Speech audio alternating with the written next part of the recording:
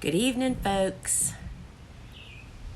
This is a beautiful day for us to do a farm walk here around the Gardener's Workshop farm. And the weather could not be any better. And it's just a tad overcast, so it'll be really, really perfect for our walk about the farm and to have a look. Hey, Claire. So I started here because I have my iPad down here and I can't see what time it is to know. Hey, Drew and Tammy. Anyway, so I thought while I'm just sitting here, I'll just say a couple things. But first, hey, Daniel and Kim. So Kim says it's raining in Tennessee. Well, it's been raining here. And in fact, I've been without power most of the day. It must have gone off about 9 o'clock this morning and we got it back about 3:30.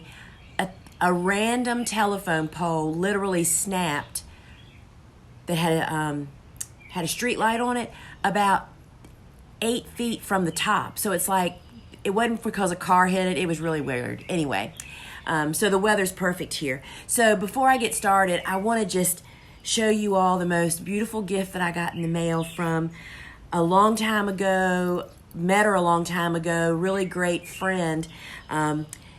She actually, y'all probably may have even heard me mention her before. Her name is Dottie Bruff, B-R-U-F-F. And she and I were in dogs together. This was my previous life, long before I was farming. She was in flat-coated retriever. She was an amazing dog trainer. Her brain thinks like a dog. Anyway, Dottie and I were great friends. And she was also a horticulturist here at Busch Gardens, actually. And when I was the single gal buying my home, I had a mortgage and all I could do was work and play in my own backyard because I had no money.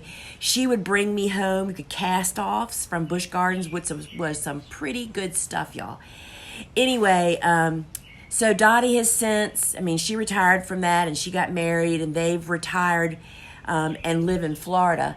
And she pops on and off my Facebook page.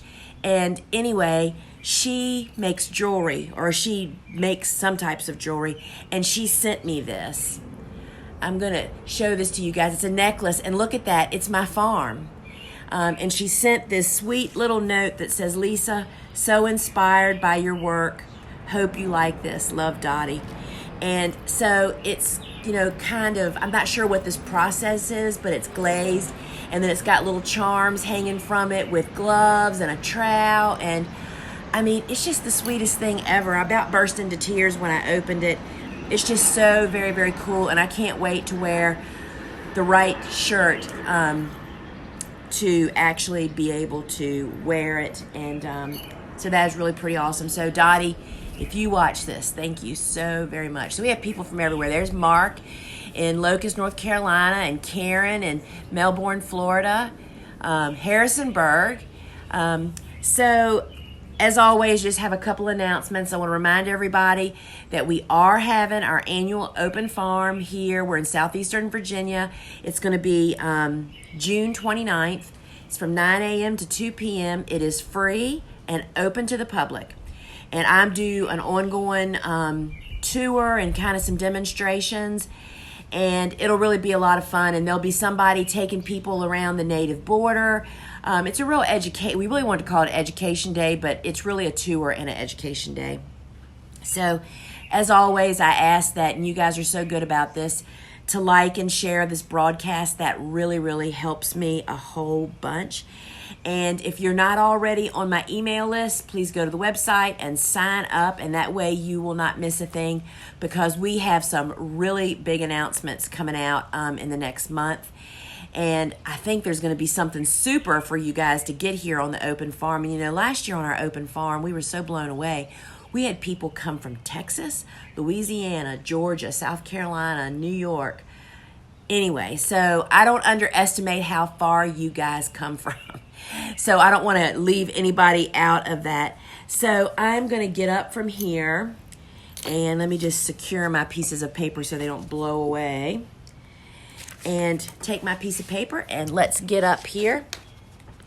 I'll turn you around so you don't have to look at me. Ireland, hello, Ireland. What time is it in Ireland? Hey, Pat. That is my sweet friend, Pat. So this is my shade garden. So I guess we might as well look at this just a little bit, right? We're touring the farm. I didn't even think about this. So this is underneath, this is that saucer magnolia tree. It's enormous. It's said to be, they think it's never been professionally measured, but perhaps one of the grand champions in Virginia. It's cabled. We have an arborist that takes care of it. This tree is gorgeous in the spring when it blooms. And so this is my little shade garden that is here under that tree. And this is a really sweet, and I didn't even rinse this off for you guys to be able to read it. This is the well, and I'll back up a little bit. And this well was dug by the man that built our house back in the 30s. His name was Menno Brunk. And I got to speak to him when he was 92, telling me the story about that. But the really cool thing is the lid. And if you've read my book, Vegetables Love Flowers, you've seen this lid decorated with zinnias. It has the Bible verse, John 4:13, that goes around the lid. I'll see if you can see a little bit. And he did that back when this house was built in the 30s, and it says, whoever drinketh of this water shall thirst again, but whoever drinketh the water that I give you, you will never thirst again, the words of Jesus. And that's really special to us. And so here is, I've kind of just expanded my shade garden, and while this is the garden we perhaps lounge in the most, one of my biggest cash crops is here. These are all hellebores. And there's a bunch of them. And so this is a really, really sweet place. So this is just more random. You know, I was a shade gardener before I was a farmer. And this is a grapevine that Steve's grandpa planted. You know, this is Steve's grandparents' homestead. And so we're going to walk back here to the first garden we're going to look at. And so this was one of my original gardens. It's a little less than, it used to be a full 1/4 acre, but I have shrunk it in all ways. In Ireland, 12 midnight. Good gracious, Sarah. That's so interesting that the other day when we did the harvesting, it was 6 a.m. here. We had somebody on here that it was 3 a.m. where they were. I mean, what dedication, right? So what you're looking at right now back here is the site of where my next hydrangea grove is going. I've been gifted with some oak leaf hydrangeas, of which I have none. So I'm going to get those this fall, along with some other varieties that I don't have. And this is the perfect site because it's the same conditions of the grove that we're going to visit here in just a minute. So this is kind of a, this is the garden, one of my original gardens. And, oh, here comes Miss Barry. Hey, Stinker.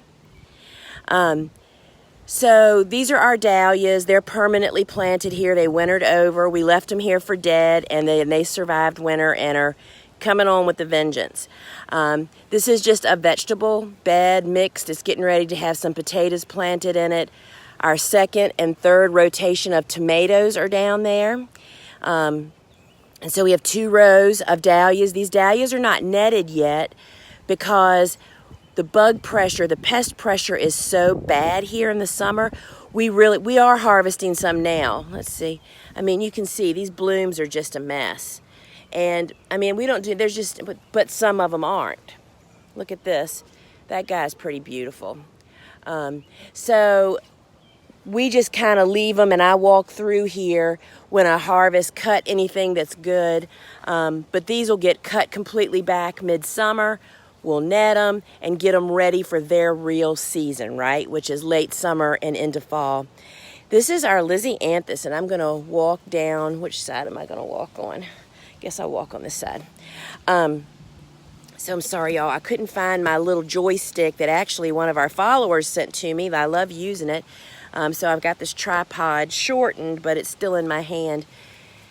So these are our Lisianthus, and we actually are seeing some color. That first deep bud is starting to bloom, but these suckers are tall.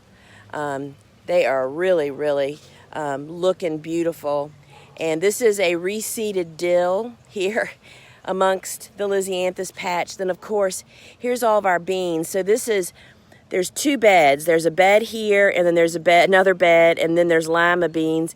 And and I guess Barry's going bean picking, bean hunting. Something here, I hear a little rumbling. So there is pathways in there. You can actually figure it out once you get in there and start picking. So the Lisianthus is looking really awesome. And you know, stuff happens. Look, there's one broken there. I don't know how that happened. And look, there's white. I may actually pinch this off and take it with me. Lisianthus has the best vase life. You can really, trying to get down there and, oh, I'm on the wrong one. Sorry, y'all. Not paying attention. This is what happens when I walk around the garden. I get so distracted. So there's our first Lisianthus of the season. And so anyway, so this is all Lisianthus, right? And it's all netted, and that's what happens when it doesn't get netted. Somehow he did not get in the hole, and it's tough. There's some status. That was very early spring planted status, which was great. We planted it here in mid-February when it was still really cold, and you can see we just got great height. It was really, really good. Mark, is some of that walk, pathway, roof, cover, roof tar paper? No, it is actually landscape fabric, so water goes through it. Look at that dog. See, there's rabbits in there. No, it is actually landscape cloth, and it's been down now for a year, and it does a great job. It just suppresses the weeds. I'm assuming she is not picking beans. She is rabbit hunting. So let's just look back here. We're having a look. This is one of my hydrangea groves, and people always ask what varieties. Well, all of these hydrangeas, except for the few across the front, which are limelights, which are not blooming. See, there's the rabbit she's looking for. These were all random gifts from people. Either Stevie brought them home from jobs. He's a plumber, and there goes the rabbit. He does lots of big work, and oftentimes there's shrubs in the way, and people just don't want them, so he brings them home, and that is where most of these came from. You can see there is a bunch of them. This is 3 rows. They're about 2 feet apart in the row, and like there's a walkway, so you can see down there. That's the walkway to get in there. So these are really beautiful. I'll walk back here. And I do harvest from here a lot, but this is the best, this is the perfect site for hydrangeas. They get morning sun and they're protected in the afternoon. So they'll dry here, and we love them when they start to dry because they kind of turn green. And that just makes excellent bouquet filler, right? You know, I mean, Suzanne loves neutral. There's another gifter. I'm not a lace cap. What is that dog doing over there? All I see is a golden retriever tail in the buckwheat. Somebody gifted me with that too, but I'm not a big fan of those lace caps. So this is my newly planted native border. This was planted last fall. So I don't know if you can tell, but right back there, those are the backs of some of the new houses. I mean, we've just got houses piling up on us here. So all of this those are southern wax myrtles and some other varieties. Barry, girl, what are you doing?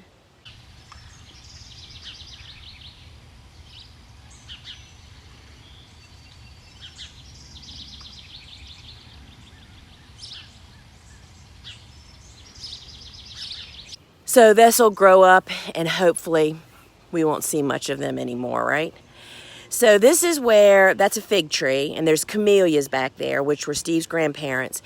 But this whole site will be planted in hydrangeas this fall, and you can see there's a really pretty one over there. I love that color. So let's just take a walk. And so I want to say this to you. So my IT guy that works on our hardware happened to be here the other day, right after we did that long harvest Facebook Live, and he gave me some tips about how to make my Wi-Fi work better and harder for me.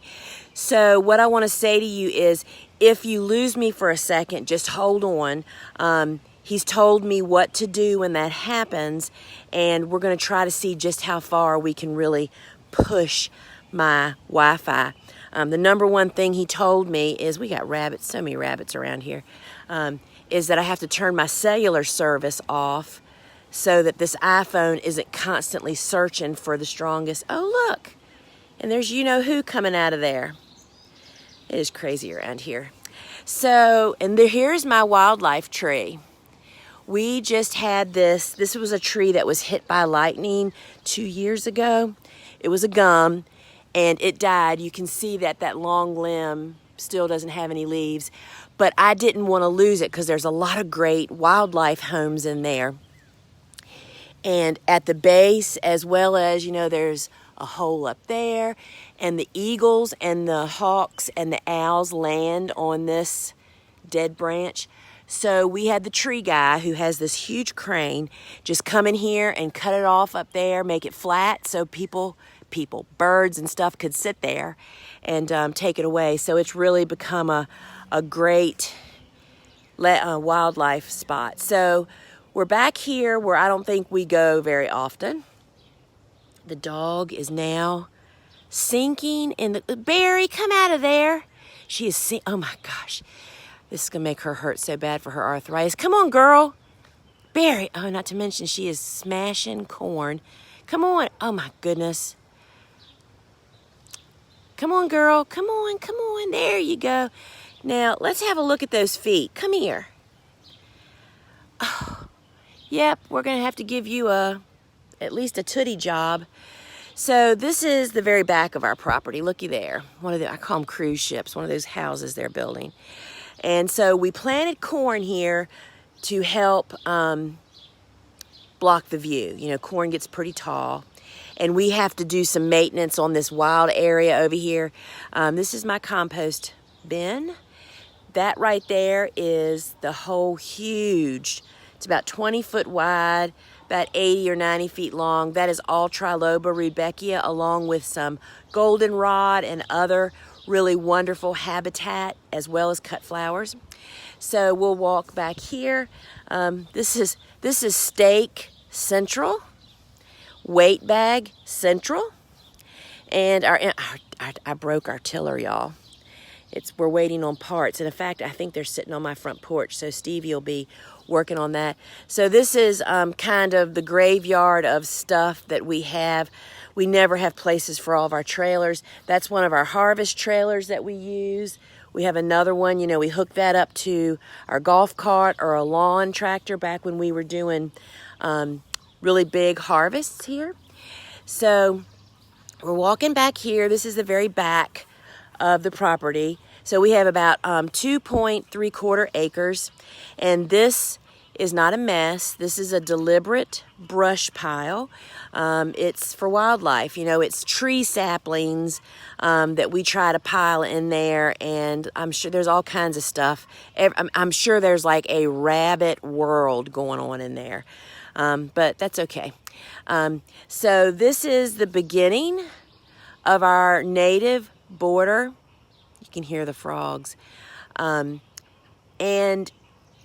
I just want to say, before I start walking down here and talking about that, before we get back to my work gardens, this native border is the root and the foundation of my organic existence here. This is where the beneficials live from, year round, the birds that eat thousands of insects every day.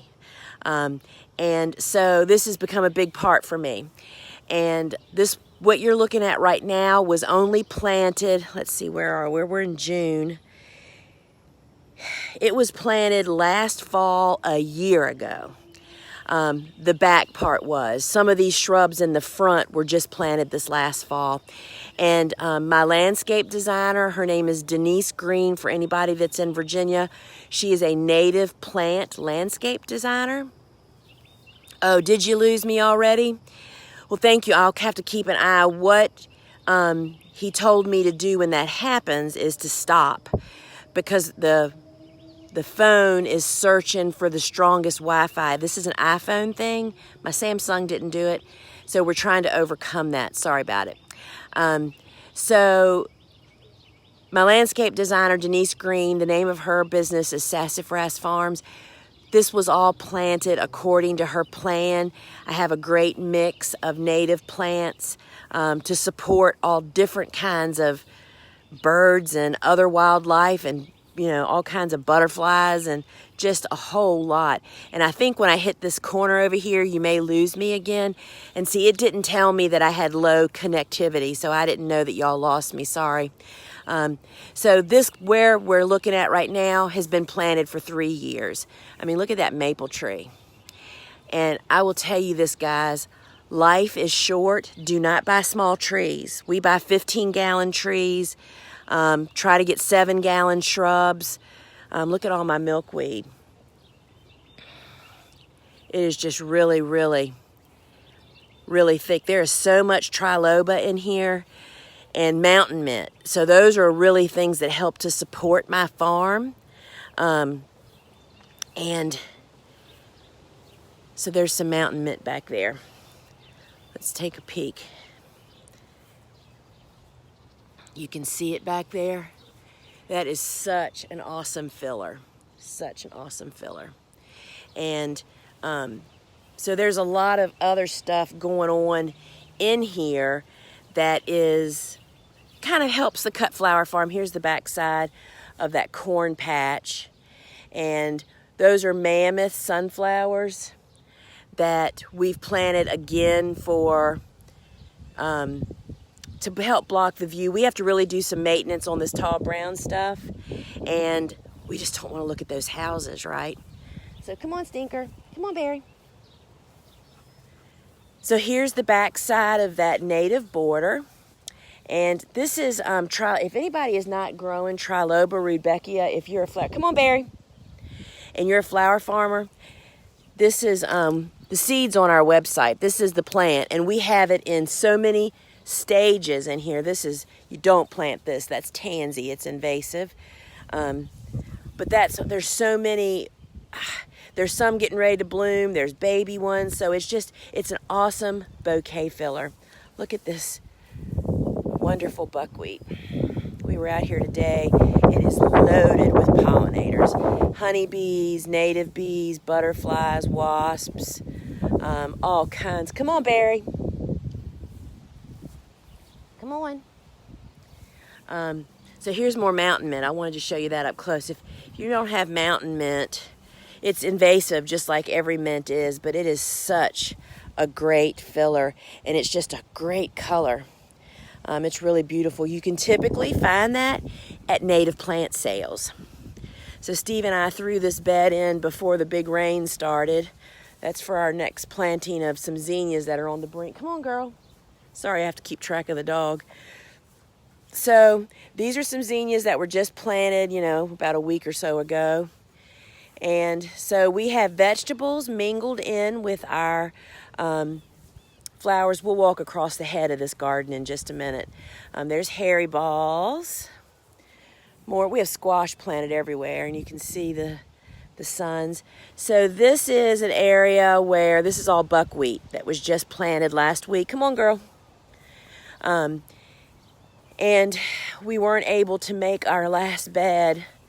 That's why there's no cover spot. And you can see so we're doing lots of experiments on the farm this year. We're growing in film. There it's a bed of zinnias that got planted without film to try to cultivate and see how that works. We're trying to really help everybody get their need of what they need to do. And I can already tell you, I hate it without film. The mud, the dirt on the plants. We had some torrential rain, and it plastered the young plants into the dirt, and they really couldn't get free. You know what I mean? So Bobo literally went through the bed and cut them all loose, got them back up. Come on, girl. Barry. So on the back side of this garden is more native border. And not only is it to block our view of all those crummy houses, I shouldn't say that, not crummy houses, just houses. You know, when you're used to looking at pastures of grass, a house is not what you want to look at. This is 3 years old. And again, it was what Denise laid out for us. So there is some of the sunflower rotations. We'll see those at the head. There's my corn. I think we'll be eating corn tomorrow, 1 whole month earlier than we have ever had it before. So that's pretty awesome. And there's my new Rudbeckia patch that we're getting to reseed. This patch is going to be just like that Triloba patch we just saw, but a different type of Rudbeckias, right? This is all the Indian Summer, Prairie Sun, and Double Daisy. And this is why this family and these islands that I'm creating on my farm are really about habitat for native bees. So I wanted to talk about a little bit while we're looking at this. Is all buckwheat, y'all.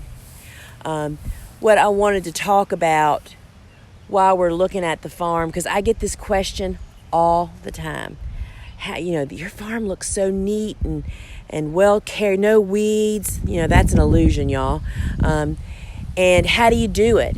Well, I want to tell you, here's the bottom line truth. Bobo and I do everything.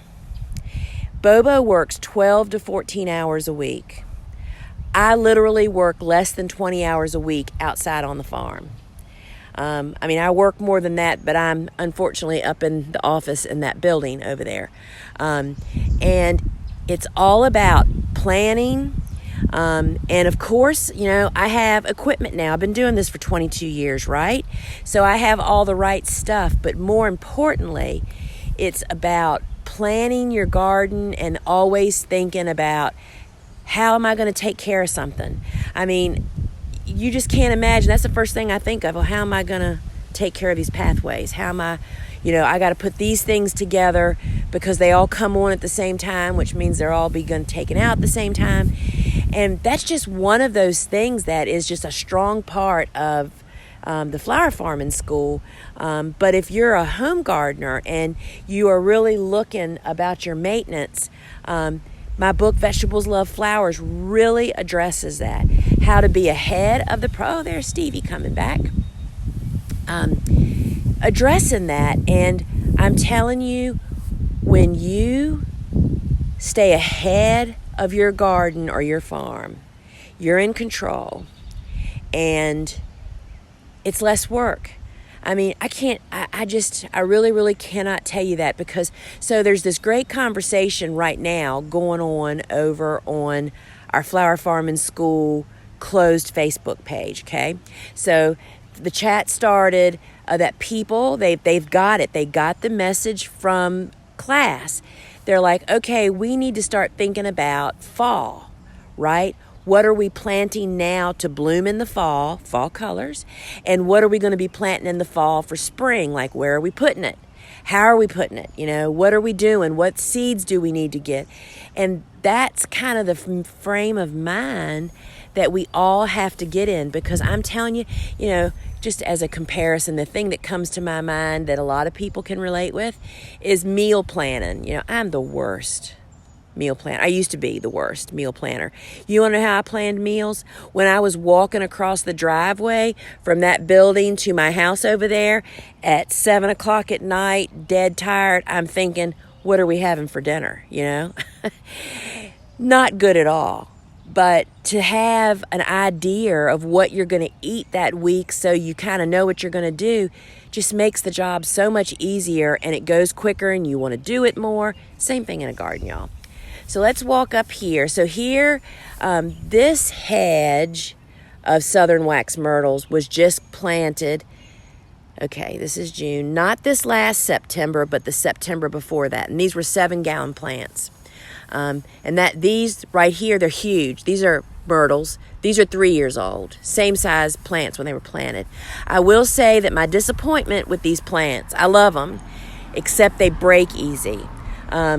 And we get a lot of strong wind here because of the open pasture. I'm thinking that with those houses, that may be one benefit that we do get. Are you coming with us? Come on, girl. Barry, come.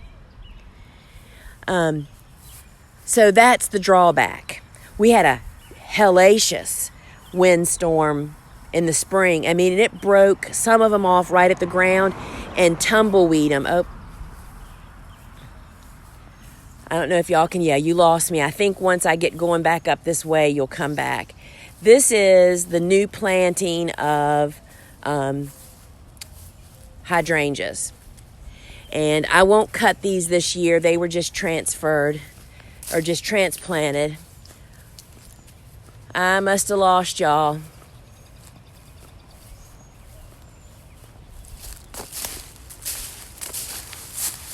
Trying to get back to where we can get connection.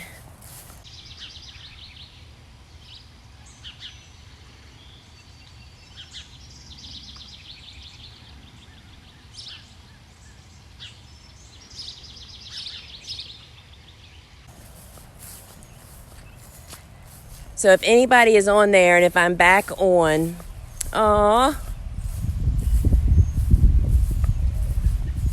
shoot. Thought I was going to be able to walk there. Is anybody, can anybody hear me? Are we back on? I'm like right in front of the Wi-Fi. We should be. Anybody still there? Sorry about that, guys. So I'm back at the head. Why is it doing that?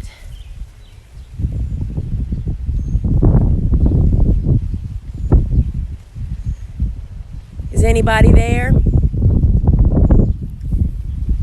So we lost our Wi-Fi. I'm not sure what the heck that problem was.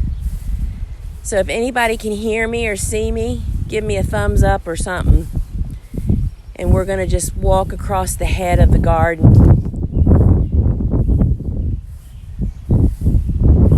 So I'm just going to talk like y'all are here. I do not understand why we don't have Wi-Fi. I am right in front of it.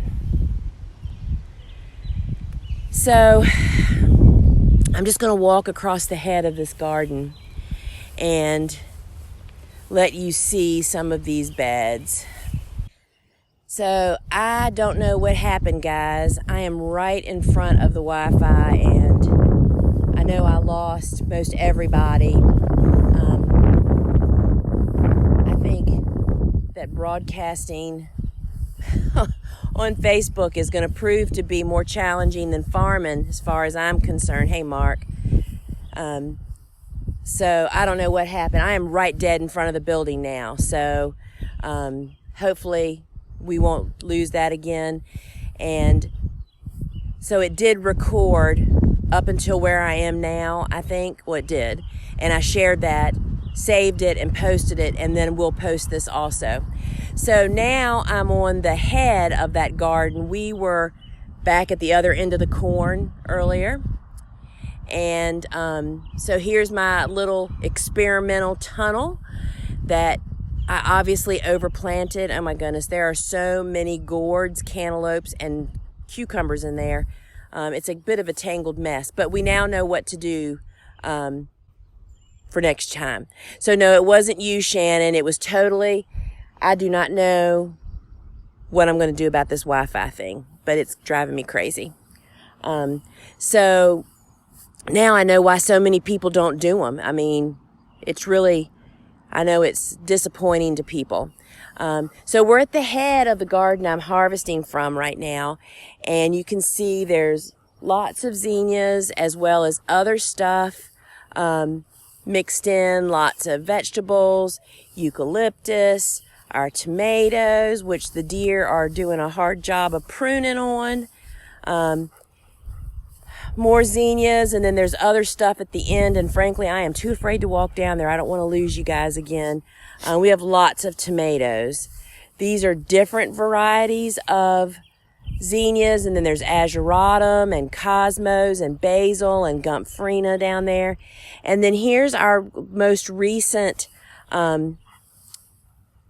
sunflower planting, the one that you can see there. Those all have just opened today, and this is my first time growing these white ones, and the verdict is still out on them. They are so buggy. I mean, this one shouldn't still be out here. I just kind of left it so I could show it to you guys. This is the stage I would always cut these. White flowers are very susceptible to bug damage, and these are no exception. And I'm not quite so sure if their necks are as stiff as the orange. They are pro cuts, but they are just not, I don't know. We'll see. And so here's some queen zinnias and some of the little Oklahomas. And here's our celosia, which is finally starting to wake up for the season. You know, it's been kind of cool and wet. So it's just had a slow go. You know, we're like big celosia growers, and this year it has just been not as quick as it has in the past. So I'm gonna walk over here and hopefully not lose you. And maybe we'll just go up here on the carport where the seedlings are. So, you know, so Linda's saying that she just got stuff in the ground. And, you know, everybody has different conditions everywhere. And that's why embracing cool season and warm season annuals to their limits, really allows you to be covered, you know. I mean, this would have been a great year for cool flowers if I hadn't lost so many. I mean, that's kind of what we're looking at, the remnants of what's left of cool flowers. Then there's our tuberoses and our peonies. But this would be a great year. I mean, the temperatures are so cool that they would have kept producing for much longer. So it's really about embracing the whole picture, instead of focusing and getting all caught up. And as I talk about, I mean, going down these rabbit holes of getting all in on one specific thing or one specific area, you can't do that. You know, you just cannot do that as a farmer.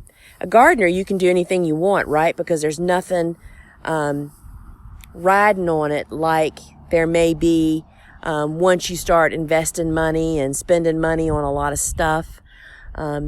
But honest to goodness, as I mentioned, I don't know if you all heard that or not when I was talking about how people talk to me about and say, how in the world do you take care of everything? Well, you want to know, oh, you had frost last night, Shannon. Boo hiss. That, you know, you can see the pathways in front of me. I mean, from back here, that needs to be mowed. I mean, it'll get mowed. I mow on Mondays typically. That'll get mowed and it looks neat as a pin. But I'm telling you, if we got down and looked on the edges, there's grass growing up in the bed, y'all.